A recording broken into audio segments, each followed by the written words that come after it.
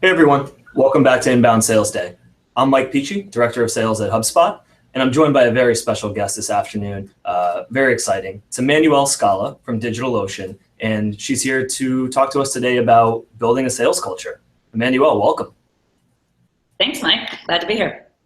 So a little bit about Emmanuelle and her background. Emmanuelle, VP of Sales currently and Customer Success at DigitalOcean, but she has 18 years of sales leadership experience at various software companies. So previously, she served as the VP of Sales at Influitive. She 10x'd the sales team and revenue in just 2 years. Pretty impressive stuff. Before that, she was the first salesperson at both Endeca and Vertigo, where she rapidly built the sales teams and processes that drove revenue growth and company expansion. We're absolutely thrilled to have her today. So again, welcome, and we're so excited to get started. Yeah, so am I. Good topic too. So, public service announcement. This is a Ask Me Anything session. Emmanuelle is very excited to take all of your questions about building a sales culture and building sales teams. So please write them in. Use the hashtag on Twitter, Inbound Sales Day, or write us directly in the chat panel. We do have one question to get us started. So Emmanuelle, the question that we got previous to the session was, if you're growing a sales team, what are the most important things to consider early on to really set yourself up for success? It's a good question. There's a number of things that you can think of, right? But I do think that there's a couple that are a handful that are core to success. So the first one is actually really relevant to the topic that we're going to talk about today, which is about culture. I strongly believe that a new sales leader coming into an organization, whether it be one that exists already or building from scratch, has to think very long and hard about the culture that they want to build. They have to actually write down, what are the behaviors that they want to see? What does success look like when they're not in the room? What are the kind of behaviors that the team is embodying? What are the kind of activities that they're seeing when they're not there? And so spending some time really actually writing down, kind of fast forwarding when I have X number of reps, what does that look like? What does that culture look like? And it's to the extent that you can get that really palpable, you can actually write down like certain things that you'd like to see and, in your dream of what a success would look like. I think it's really important to codify it. Part of doing that is actually going to lead you to what your hiring profile is, which is the second part of being kind of setting yourself up for success. In fast growth companies that we're in these days, you often don't have time to experiment with different hiring profiles. And so the more you spend time early on writing down, again, like what does the ideal candidate look like? What behaviors do they embody? What skill set do they bring? What experience do they have? And you want to write it down to as granular as a level. If you had to hand it to somebody who is who's never really hired a salesperson before, or who doesn't have a lot of experience hiring salespeople, they could interview and they could look at that list and they could hire that person for you. Too often as sales leaders, we rely on our gut and our intuition and our experience, and that doesn't always work. And so writing down that profile that is really, that's in tangent with that ideal culture that you codified is important.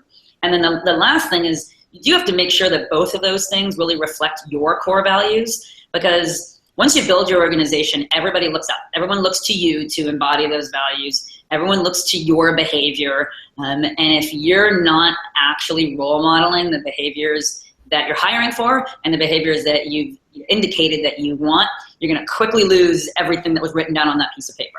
Right? And so, if it's, as an example, if you really want to have an environment where people work hard, play hard, but you're not a work hard, play hard kind of person, you're going to have a hard time building that culture because you won't be able to role model those behaviors. So those are the three things that I would really make sure that you're considering is write down the kind of culture you want and, make it really palpable, spend time on identifying the hiring criteria and get it to a point where somebody without your experience could hire because it's so well documented, and then make sure that both of those things are really in conjunction and congruent with your core values. Love that. I think so relevant. And as somebody who interviews salespeople myself, and I'm always talking to salespeople and asking them about their motivations. People always say, "Oh, I would love to come work with you because the culture looks so great." I say, "Really? Why do you like it so much?" They say, "Oh, well, it looks like it's a lot of fun there." And I think that a lot of times there could be a misalignment actually between what people perceive as culture versus perks in some organizations, and especially in modern technology organizations like you and I are in. Talk to me, culture, perks. How do you separate these two things in your mind? Yeah, culture and perks are not the same. Perks are great, and it's nice to have free lunch and pool tables and stickers and in a fun environment. But that doesn't build careers. There's the way I view culture is culture is kind of the heart of the organization. It's the behaviors that propel people. It's what happens. Culture is what keeps companies alive in the good times and the bad times, right? Because listen, at the end of the day, it's a roller coaster, right? Sales is a massive roller coaster. Even in the most successful companies that are going up and to the right, sales is still a roller coaster. And so culture is what gets people to handle those bad days and get through them. That's not going to play pool, right? So those are very, very, very different. There's obviously a lot of literature on culture. Everyone has heard culture eats strategy for breakfast. I think it was Peter Drucker who wrote that. And that's exactly true. So yeah, you can document your strategy. You can have a great sales process. You could have a great product that you sell. You could have a playbook for how you want to execute your deals, right? But when something goes wrong, when something, kind of goes outside a playbook, right? What are you relying on? You're relying on culture. You're not relying on the perks. You're relying on the behaviors and the culture that you've established. And the reality is things will go wrong. Right? It's just natural. So that's the difference. And what you want to do is you want to hire people who have the same values. And that's what culture is. It's a set of values, not a set of perks. I love it. Culture is what keeps you alive in the bad times. It's absolutely what keeps you alive in the bad times. Love it. So actually, we have a ton of questions rolling in from the audience here. Good. I've got an interesting one coming from Spencer Cox. I love this question. So Spencer works at a small consultancy. It's about 20 people in the organization, and they've never actually had a dedicated salesperson. Who do you recommend he hires first? I love that question. So, it depends a little bit on where they are in their maturity as a company and their product and, et cetera. In general, your first sales hire, I like to call it a missionary, right? So your first sales hire gets equally as excited about, figuring out the playbook, figuring out the messaging, figuring out the product fit, figuring out, who the right customers are and the right personas are as closing the deal.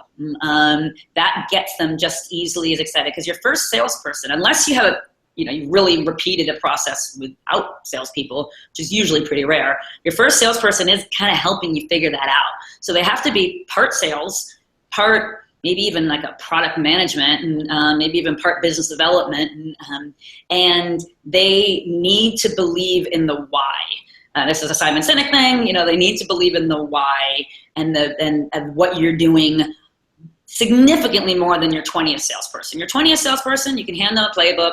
Whether they believe as much is not as important because they're kind of executing against a playbook. Your first sales hire is helping you figure out that playbook. And so they need to be much more in tune with the mission and the why of the company. Perfect. Spencer, go get yourself a missionary. I love it. Later, hire number 20, you can hire more of a mercenary. Hire number 1 has to be a missionary. Love it. Our next question we have rolling in, which is from Jenna Christensen. I like this question. So how do I balance hiring a competitive salesperson when the company culture doesn't really have much about competition going on? How do you think through that one? Yeah, I do think salespeople need to be somewhat competitive, but it doesn't have to be the cutthroat competitive. I like to think the ideal sales hire for me is someone that really wants to be number 1, but wants the rest of the team to be number 2 and just a hair away from them.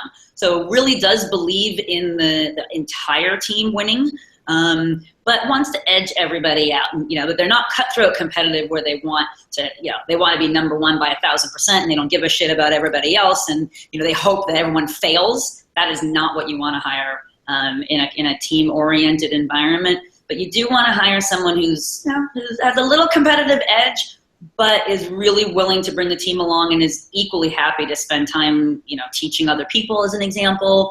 I had a great team at Influitive, and we really embodied this particular aspect of being competitive enough, but not cutthroat competitive. And that came out in ways of teammates helping each other. A great example of a rep who had to pass a deal to another rep because of territory changes, and spent hours with them, giving them all the inside tips on how he thinks they should win. If you can find those kinds of reps, they're still competitive, but they really do believe in the whole team winning together. They're out there. I love it. So I'm going to do something I haven't done all day, actually. I'm going to be a little bit selfish because I actually have a question. I love what you have to say. So my question is, what if you're going into a team that is already existing and you're a new leader jumping in on that team? Tactically, how do you start that conversation off about culture? How do you set that tone, and how do you make it work when you're coming in and there's something that's been pre-existing before you? Yeah, that's hard. Obviously, it's a lot easier to build a culture from scratch. I'm going to assume that you vetted the company and the company's culture meshes with your own value system, right? Because that's really important. Sales culture shouldn't have a distinct, separate culture from the company. It should feel like harmonious to the rest of the company's culture. It may have some nuances that are slightly different, like this competitive thing. You don't usually see engineers ringing bells when they release code. So there is a little bit of a difference in the sales world, but it still should fit with the rest of the company. So the way I've done it is to be really crystal clear up front about my expectations, my values, the things that are really important to me. And I have actually, again, I'm really into codifying this stuff and not just off the hip. I've actually written it down. And I have what I call Emmanuelle's 10 commandments. And these are the things that are really important to me. And I lead with that. And I tell my new team, this is kind of how I operate. This is the core to me. These are the things that, get me out of bed in the morning, and these are the things that are going to piss me off. And if this describes you, and this describes how you want to work, and you're really excited about this, then we're going to make a great team. If you look at this and you're like, this doesn't really jive with my value system, then it's probably better to opt out now than later. And I have that very serious conversation up front and give people a chance to opt out if the culture that I'm going to bring to the company and the values that I'm going to bring to the team aren't aligned with theirs. Their life is too short to work for a place where you're not aligned with your boss's mission and value. And there's a lot of great companies out there to go work for. So I try to hit it pretty much dead on. And then what I do is I work with the team together to kind of document how that manifests itself, right? So, what does it mean in the way that we might handle a call? What does it mean in the way that we might have a discount conversation? What does it mean in the way that we're going to prospect? And make sure that they're aligned with it. You heard it first, 10 commandments. Love it. Yeah. Some people on my team, if anyone's watching has worked for me before, they probably have them memorized. They haven't changed much. So we had this is actually some of the best questions I've seen all day. This session's awesome. So we have Maria Gomez writing in. And so essence of Maria's question is really around how do you decide if your salespeople are actually aligned with the culture? So if I could read into a little bit more, I think it's how do you have that conversation with a person on your team, and when do you choose to have the conversation with them, and how do you decide, are they doing the culture, are they not doing the culture, and is there any way to make that objective? Yeah, I think there is, right? So if I think of a framework, right, it starts with your values as a leader, and we talked about that, and I have my 10 commandments, and then it goes to the values and the culture of the team. And again, it's codified. I had posters up on the walls, right? This is our sales, we called it our sales mantra, right? This is our mantra. These are the things that we believe in. Once you have that mantra, sometimes that alone can be used to evaluate performance and to evaluate behavior. Like, so for example, right, in my mantra, one of my items on my mantra was, it was add value with every interaction, right? So I can then look at certain interactions that I see and I can ask the question of a rep, like, do you think that added value? Right? And if they're consistently someone who's not adding value with interactions, I can have those conversations like, hey, listen, this is part of our culture. We need to add value with all of our interactions. I'm not seeing this. I can work with them, but it gives it something really tangible to kind of measure performance against. Sometimes just the mantra itself is enough. I've also taken it one step further, especially the larger the team you have, or the more junior your team is. It's important to take it one step further and actually write out, and I have, it's called, are you a rock star AE or are you a rock star SDR? And it literally writes out like, I don't know, 50, 60, maybe even 100 very specific behaviors that you're looking for, right? Really specific. Like, for instance, I follow up, within 3 hours of every sales call with an email, right? Like stuff like that. And on the point of being objective, it even sounds like a salesperson could really easily self-assess this stuff the way you have it written down. Yeah, exactly. Right. And so it's really, they just know where they stand. If they, if it's 50 checklists and, they're only embodying 20% of them, then they know that they're either not a culture fit or they need to change their behavior.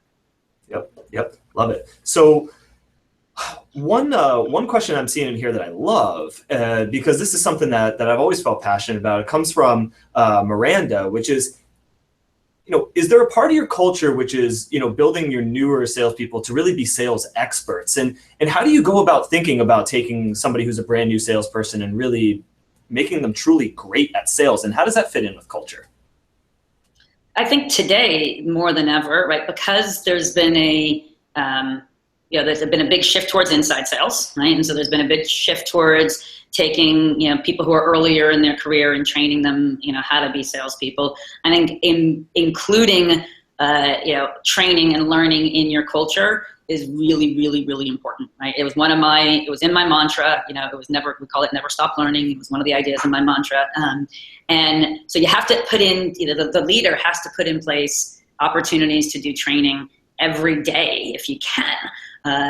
Obviously you have your onboarding, which it's clear, but every single day you should try to put in some kind of training. So that may be lunch and learns. It may be, I think they changed the name at my last team from lunch and learns to snack and something.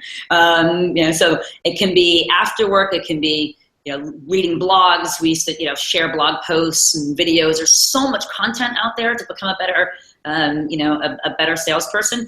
And I think what's really important is that the leader allows that to have a little bit organic. So you may want to obviously have scheduled training times, but also having it be organic is really great. So I highly encourage my reps to share blog posts that they read or even reteach each other. I read something or I tried something. I'm pretty into doing what I call a daily sync up, which it's really at the end of every day. Like, hey, did anyone learn anything new today? Did anyone try something that got them a different result than they had expected? So you can share all those, among the team. You just have to you have to make it a natural part of your day. Training and sharing and learning best practices has to be a natural part of your day. And that's what makes reps better, is when they get to try things and learn from others, read. And you have to include all different types of learning styles. Some people like to read, some people like to watch videos, and including different learning styles and making it part of your culture, is, I think, really important. I do think most good sales leaders today, know this, and they invest a lot of their time in training, especially the newer folks who are coming into sales for the first time. 100%. So this audience in every session today has always asked the person we have on the panel here to do a little bit of self-reflection. It's interesting. So the question that just came in from Deborah is, have you personally ever experienced kind of an uphill battle with culture where maybe, leadership wasn't a fit and you kind of had to, dust yourself off a little bit? Has that ever happened to you? Absolutely. I think it happens to everyone, especially as you're, throughout your career, early days, you might not actually know what's really important to you. You may be like chasing money, or you may be chasing equity, or you may be, maybe you're relying on a friend who says, this place is great, just come over, come over. And so you may not actually know what you're looking for yet, and that is totally normal. Usually what I've found is that really quickly if you got to a place that is, may not be a right culture fit. I've had that happen to me. It was Tuesday when I called my husband and I was like, I'm not so sure this is going to last very long. You really do end up knowing that quick. And everyone, I wouldn't say it's a mistake. I would say it's a learning opportunity, right? My suggestion to avoid, try to avoid that happening is just be really crystal clear about, what's important to you, and what you're looking for. And that's going to help. And it can't be money and perks, and those kind of things, because the number one reason why people leave jobs is because of their boss or their work environment, right? It's not because of the salary. It's not because of the perks. It's not because of the product or things like that. So spend time getting to know your future boss, and spend time really understanding what the work environment is. And if you can shadow for a day even, that's even better. And that's going to avoid those mistakes. But yeah, we all have those situations. And what I did in the situation that I had is I recognized it early on. And I had a frank conversation with my leadership team and said, I just don't think this is working.